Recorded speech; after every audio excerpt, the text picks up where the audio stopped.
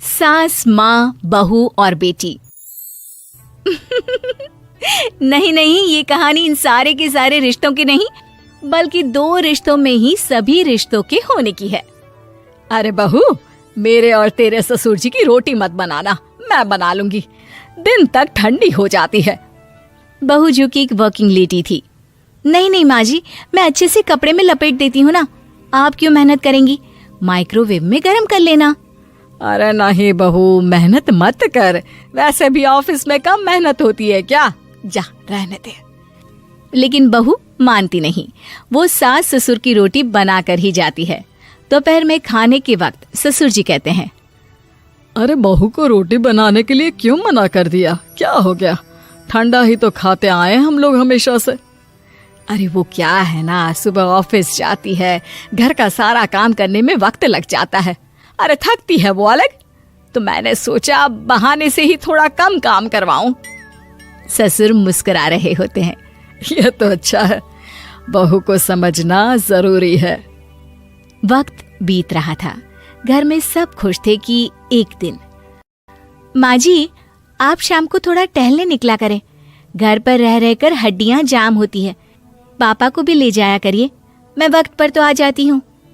बहू ठीक 5 बजे ऑफिस से घर आ जाती है, फिर चाय नाश्ता बनाकर सास ससुर के साथ बैठती, उन लोगों को सारा दिन का हाल बताती।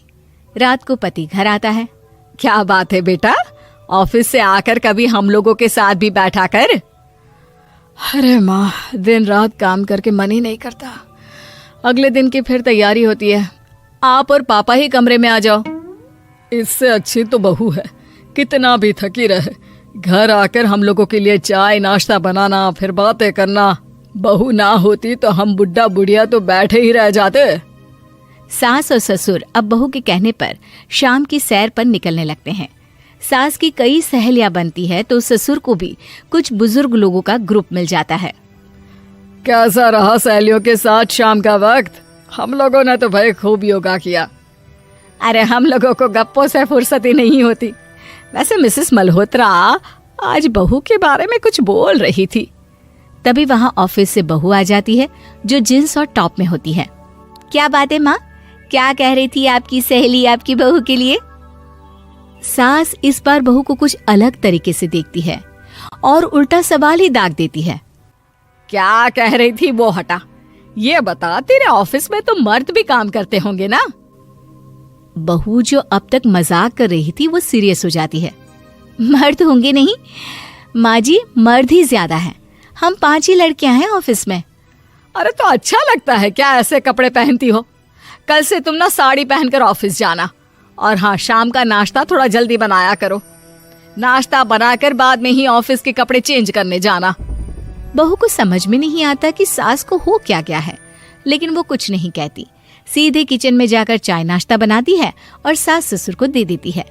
अगले रोज बहू ऑफिस के लिए तैयार होती है तो खूब सुंदर सी साड़ी पहनती है और ऑफिस के लिए निकलने से पहले सास और ससुर के पैर छूती है और निकल जाती है।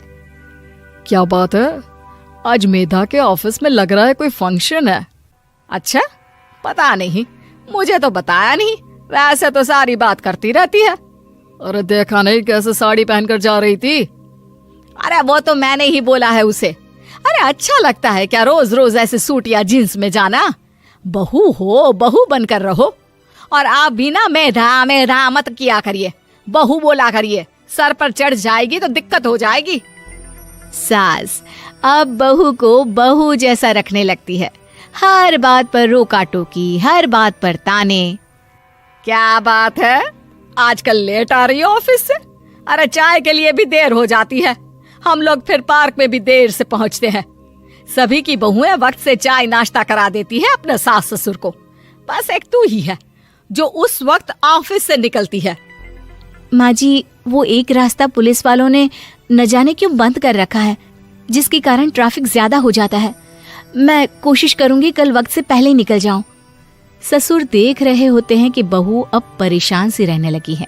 एक रोज, मेधा, बेटी मेधा। जी पिताजी।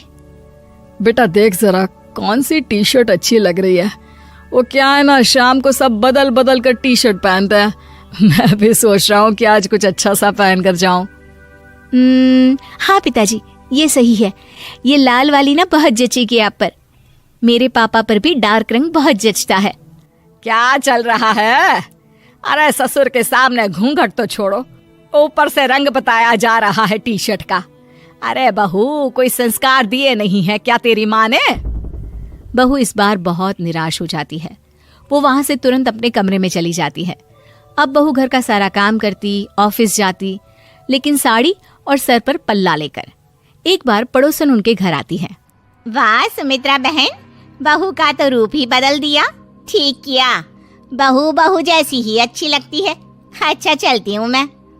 पड़ोसन के जाने के बाद सास बड़ी अकड़ के साथ कहती है, देखा मेरा कमाल, कैसे मैंने मेधा बहू को कंट्रोल में कर लिया। अब बारी ससुर के बोलने की थी। हाँ सुमित्रा, बिल्कुल ये काम तो किया है तुमने, लेकिन कभी सोचा क्या खो दिया? क्या खो दिया? मैंने तो कुछ नहीं खोया जी। खोया है, पहले बहू जब ऑफिस जाती तुम्हारे पैर छूकर तुम्हें गले लगाती, लेकिन अब सिर्फ पैर छूती है। हाँ जी, ये बात तो आप ठीक बोल रहे हैं। पहले घंटों हम लोगों से बात करती, कमरे में ना जाती, ऑफिस से आते ही खुद की चाय, खाना, नाश्ता सब हम लोगों के साथ करती, सारी बात बताती। लेकिन क्या तुम्हें पता है, बहू की तबीयत खराब चल रही है, वो माँ बनने वाली है। ये बात मुझे बेटे ने बताई कि तुम्हें बता दूं।